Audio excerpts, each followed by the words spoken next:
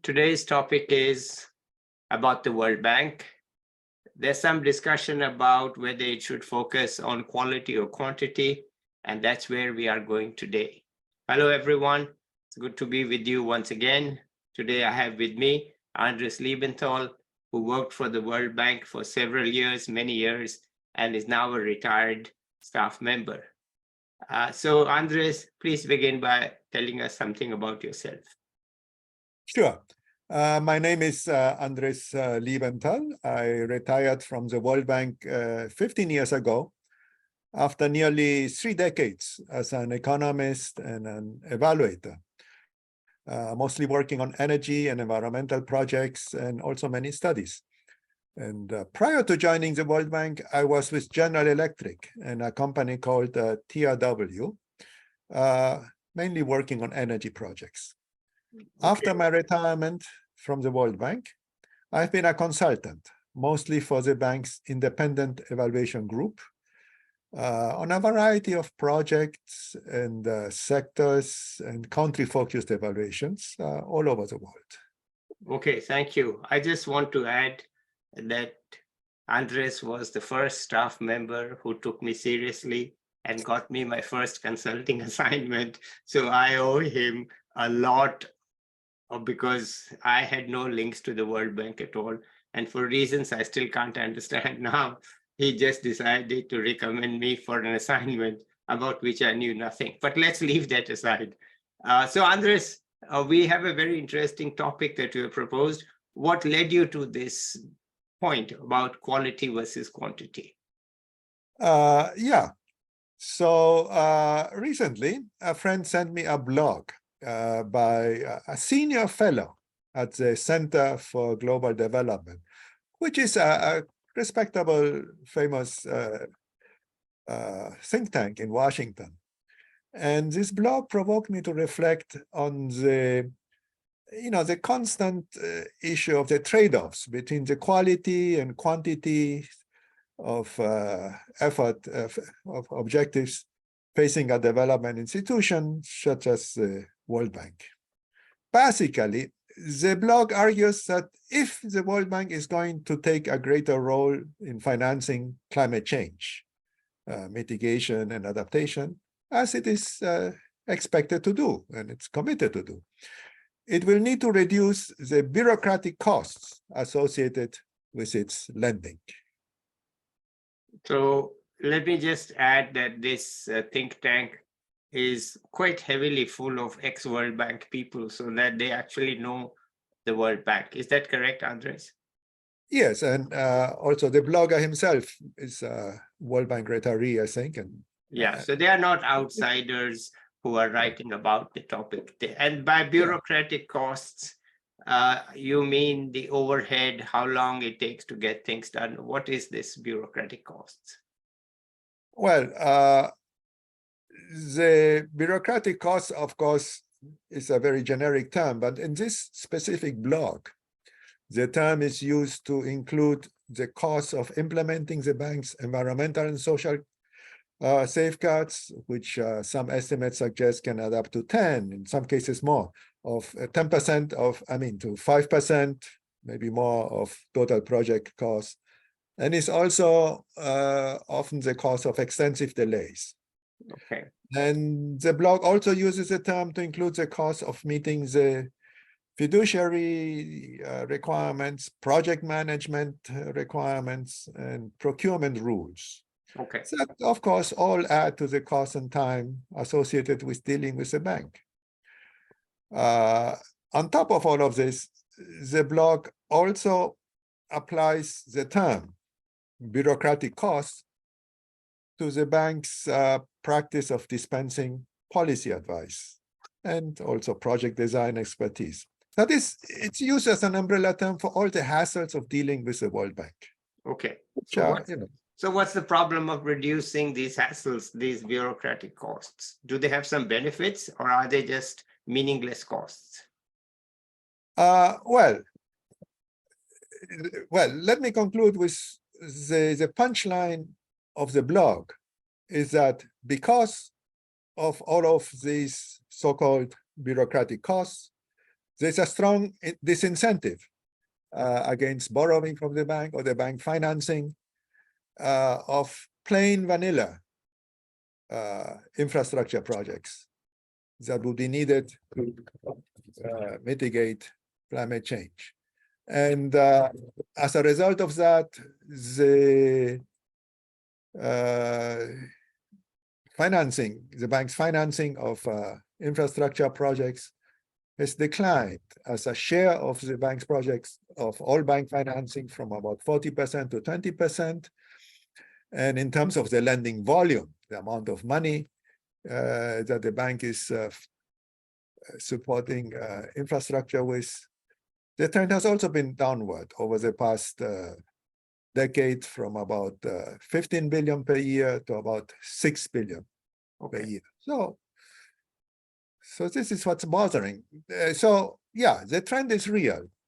But what's bothering me is that in order for the bank to sort of meet its expectations to support, to increase its support for climate change, such as for renewable energy, low carbon transport, and other infrastructure projects, it will need to reduce this bureaucratic costs. That is, it implies that it will need to water down its environmental, social, governance, and policy requirements. Basically, the punchline is that, of the blog, is that the bank needs to embrace mediocrity and accept the unoriginal. Well, so that's a horrible recommendation, in my opinion.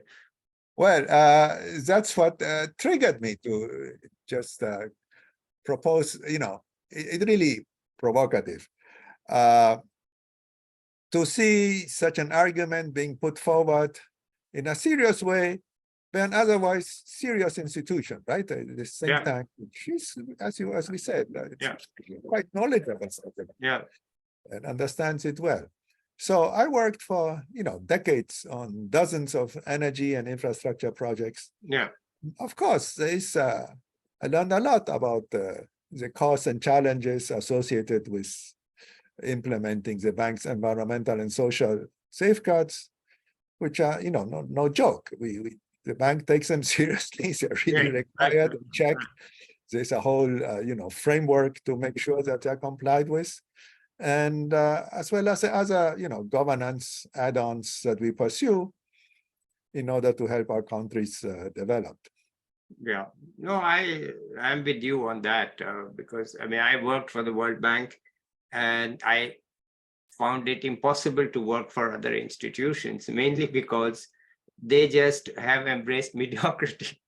So it was the lack of mediocrity at the World Bank. That's what kept me going there for so many years, because every other place was like, okay, just let's lend the money. Okay, there's nothing behind it. There's nothing to make sure that there's a real impact or that it works. Anyway, let me not talk. Let's hear you. Yeah. So basically, I deeply feel or understand that these requirements that are there, that are, a bit of a hassle, of course, but they're there for good reasons. Before we had the safeguards, the bank went through rather painful controversies because of some unexpected, unplanned environmental and social damages coming out from, arising from a major energy and transportation projects. I really struggle to understand and assess what had led to these problems with projects such as Narmada. This is a bit of showing my age, but there was Rondonia, Chiksoy, Hydro, Kedong Ambo, which had big political repercussions both within the countries and for the World Bank in terms of the support, the reputation of the bank. But the bank learned its lessons, and part of the lessons is that each of these disasters contributed to the gradual formulation, first of the guidelines that appeared in the resettlement environmental guidelines first appeared in the 80s. Then there came directives, which are a bit more pushy. Then there came mandatory policies, which were required. Yeah. And most recently, the bank established the environmental and social framework. Okay. So the result is that the framework truly reflects the hard-earned equilibrium in this constant struggle to balance the costs and benefits of promoting sustainability in development. I mean, sustainability in the real sense of trying to mitigate the environmental and social impacts of the projects, and then also to make sure that the money goes where it's supposed to go, right? That's what those procurement, fiduciary, etc., project management rules try to ensure. And we know what can happen in many of those countries if you don't put in those requirements. So overall, these requirements, this framework has been accepted as a gold standard of responsible development practice, and they've been widely not only accepted, but in large part also sort of replicated by other development agencies. Okay, let me just ask you perhaps a difficult question. When the blog says plain vanilla projects, do you think that the World Bank does plain vanilla projects or should start doing plain vanilla projects? What's your thinking on that? It occasionally does some plain vanilla projects, but we always try to push the boundary in some way in terms of improving in terms of the technology, bringing in new technology or new policies or new practices to the country, to this particular counterpart, if it's a private sector institution. So it's not meant to be a run-of-the-mill project. I say you don't get, and it's true, you don't get much credit for doing run-of-the-mill project, or business as usual, as we tend to call it.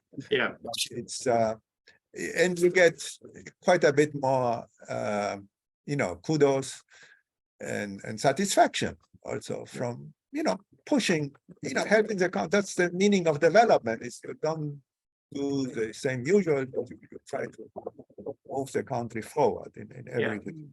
Okay, so even if you accepted the advice that there should be less bureaucratic costs for plain vanilla projects, the share of plain vanilla projects is not going to be large. I mean, the World Bank is not going to become a plain vanilla lending institution. It may be faster on swarm projects, but that's how I read your view. Is that what you are thinking? That look, even if there are so few plain vanilla projects, it's not worth the bother to discuss in great detail. Well, there are many other, plain vanilla projects are meant for regular commercial banks, right? That simply specialize just in lending money and simply make sure that the money gets repaid. But the bank has a development mission. Yeah. This development mission or vision is what makes us proud to work there. And rather than the regular commercial bank, right? If we were just in it for the money, there are many other places that you could work. But we are really, the bank motivates us, and those policies also direct us to be serious about working with governments to improve their policies and institutions so that, poverty is reduced and the development that happens is sustainable. So, but also, I mean, there are dark forces around, so at the deepest level, and also from my first mission, working in Central America, I got the feeling that, we were always trying to find and work with the forces of light. Yeah. That were fighting against the forces of darkness. So right. I don't want to get too, dramatic about it, but in every agency, in every government, we try to work with ministers directors and staff who are really share our vision for what development should be about. Yeah. And we can find those people in every country, every sector, every project. And we see them fighting against the types of things, the types of Yeah. people and forces Yeah. that are pulling the country in the wrong direction, which so and this is a culture that's reflected across the institution. I saw this in my colleagues. Yeah. And that's what inspired us to use our knowledge and our global perspective as best we could to push and argue and in effect lobby also with the ministers and so on to do things the right way. Yeah. I'm with you on that. That was the main reason for me to be working with the World Bank. It was the main reason. So I agree with you fully. So it's not just about pushing out the money and getting the project financed and making sure that it's economic, but also from a technical, environmental, social, governance perspective. We really wanted to work hard and exerted a lot of effort and a lot of use of brain to try to find the people and work it in such a way that the project would be really good.